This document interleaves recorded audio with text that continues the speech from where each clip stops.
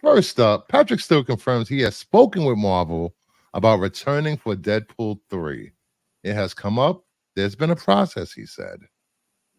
What do you guys think of Patrick Stewart returning for Deadpool 3 like every other thousand characters that's going to be in this movie? I was pissed he came back in Doctor Strange. Yeah, he came back. He complained about that it was such a hassle in Doctor Strange. Like, he had a lot of problems. Oh, he's not a young guy anymore. So for him to the tedious work that he has to put in for the little scenes that he's there, I know he likes doing it, and I know it's a good paycheck. But there comes a time where, you got to put aside. I like him as Professor X, but I like McAvoy as Professor X. McAvoy was pretty damn good. Yeah, McAvoy was pretty good, and I think it's time to move, like with everybody, I think it's time to move forward with newer versions of the characters. And yeah, I like Patrick Stewart, but what's he going to do? Have an appearance and get killed again? Yeah, of course. And that's it? Yeah, I liked the way, Logan is still one of my favorite comic book movies. And I just thought that ended everybody's arc quite nicely. It was really good. I didn't feel the need to bring him back into the fold for any reason. But they could have brought back McAvoy and just had him instead of bringing Patrick Stewart back and had McAvoy. Like, I like that X-Men First Class. I think that was the definitive X-Men. I like that movie, and I like that cast the way that was. But hey, it's just like time travel. I love Patrick Stewart as Professor X, and I loved him as Picard on Star Trek Next Generation.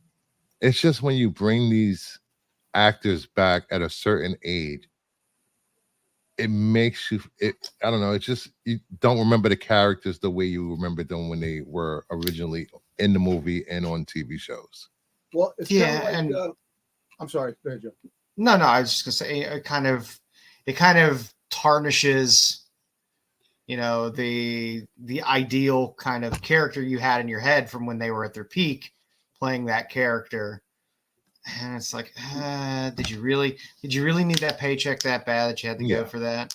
Like, if you read the script, it'd be like, okay, this makes perfect sense the way me as this character is being put in, then, maybe you do it. But I don't think you just do it just because they want to throw in a 1 minute cameo or a 30-second cameo, Patrick Stewart. No, I don't mind. I don't mind him being in Deadpool 3. He's pretty much going to be in his hover chair anyway.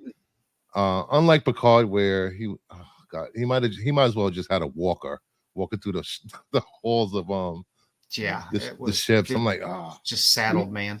As much as I like, as much as I like him as Professor X, reminds me of Tamira Morrison playing Boba Fett. It should have been a younger actor, Daniel Logan, or somebody should have portrayed him underneath the helmet. You didn't have to take the helmet off. And I know he's the clone. He's the template to the clones where the clones were, because he played Django. But I'm just saying, but the fact is the same thing. It's like, bring back a young actor. Like the same thing, you like Luke and all these characters. I love them coming back, but now if you're going to do stuff now, either recast the character or use the CGI. What they do, because I hate when they use the CGI. It's just, it's not bad. I thought they did Harrison Ford halfway decent in Dial of Destiny a little bit, but there's still a little bit of that uncanny valley where it's like, okay, something's just not right. And instinctually in the lizard brain, you realize, okay, that's not real. But they're getting there with the technology. I just don't think they're there yet. It's pretty close actually. Yeah, they are. They're getting significantly closer than they were with Star Wars. The Star Wars they're actually getting to a point where they actually can make an actual clone of the actual actor in real life and have him portray the character. Yeah, it's the truth. One thing that's certain about, there's a new year, a new day. Don will always bring everything back to Star Wars. Now they're the ones that really started doing the de-aging like that in a serious way, or bringing a dead character back. Well, Star Wars. Well, Grand Moff talking. Peter Cushing. Yep. They brought him back, Revenge of the Sith, and Rogue One. You know what I'm saying? And it was one of those things where it was if you watched them in Revenge of the Sith, you're like, oh my god, that doesn't really look like him. But then in Rogue One, they got it down packed. He looks just like Peter Cushing. So give or take, the technology is there now, and it only is going to get better and better as the years progress. Oh yeah. So I think it just has to come to a point where you don't need to spend the whole budget on de-aging a character, and the rest of the movie looks like shit. Yeah, No, that's I true. agree with that. Yeah. Hopefully they get it right. Hopefully Deadpool's not a I got a feel Deadpool's going to be a crap fun movie. movie. I think Deadpool's going to be a fun movie.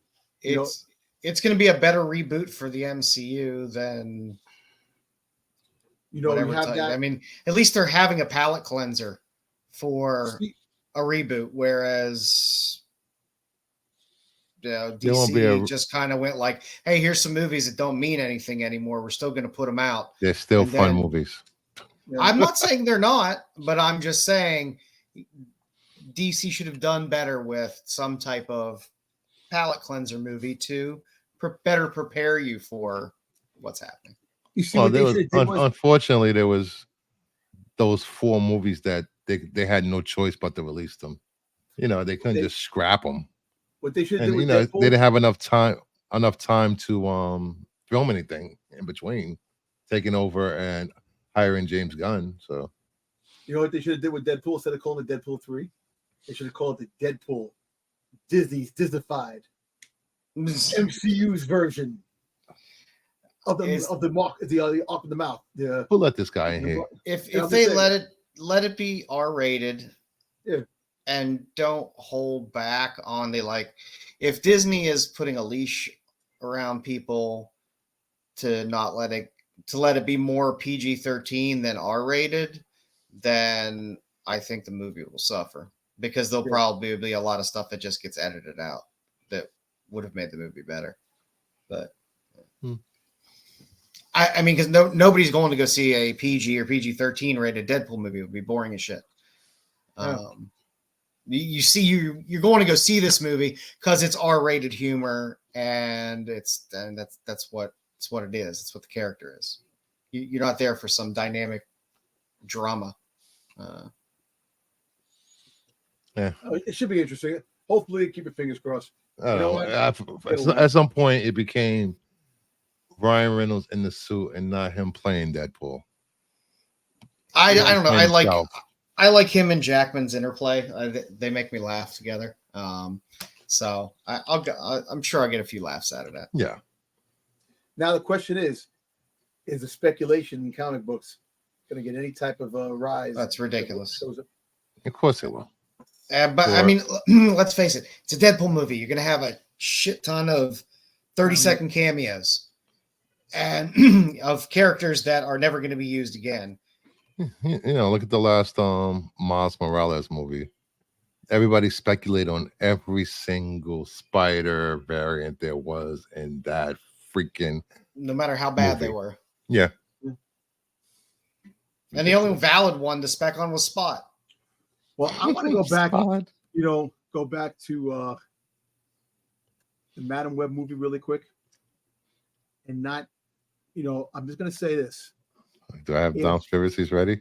No, if the vampire, what's his face, the one that eats the totems, Moreland, if he's in the movie could be a little bit better than what I gave it credit for. I'm hoping, because if Ezekiel's in it, Ezekiel is the he's the one that talked to Spider-Man about that, and then when Moreland came, and Moreland was the eating the totems of all the Spider-Man and all the different the Spider-Verse.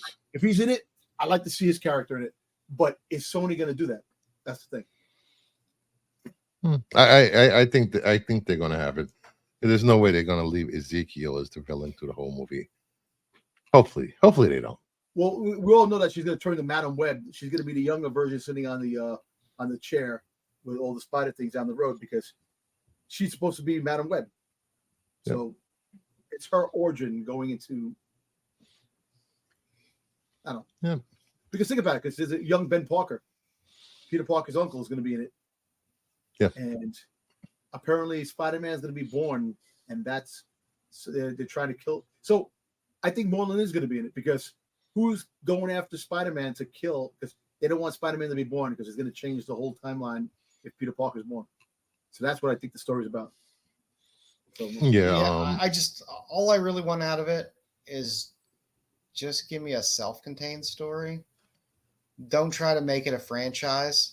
Just give me a self-contained story that can be made where it's like, we don't care if we make another one of these.